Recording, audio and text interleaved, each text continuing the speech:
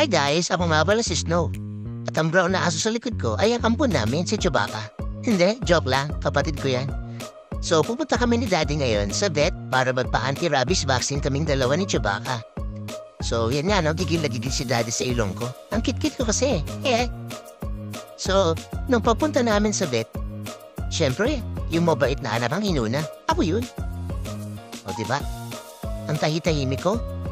Pero medyo shaky, dahil natatakot ako kung anong gagawin nila sa akin. At syempre sumunod na yung kapatid kong si Chewbacca. Bigat-bigat nun. Buti nga, hindi nahirapan si Daddy eh. So pagdating nila doon, medyo takot din ang itsura nito si Chewbacca. Pero nung matapos na ang vaccine, agad din kami umalis. And medyo nakaramdam na rin ako ng konting antok. At yung isa kong kapatid sa likod, ayun. Nandun lang, palinga-linga. Paupo-upo, sarap ng buhay. Samantalang ako nagbabantay kay Daddy.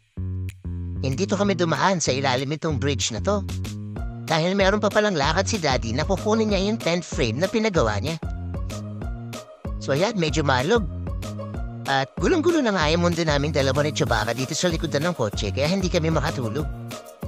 Pero pagdating namin sa dulo ng tulay, ito at merong konting pag-ahon. At makarating sa dulo ng ahon, ay diretso na kami sa San Nicolas. Ayan, so nakuha na ni Daddy yung frame niya.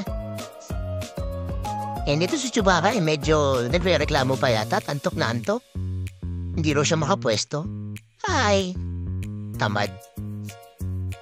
So yung makauwi na kami, ang saya-saya, agad kami pinakain ni Daddy. So guys, salamat sa panonood. Till next time, goodbye!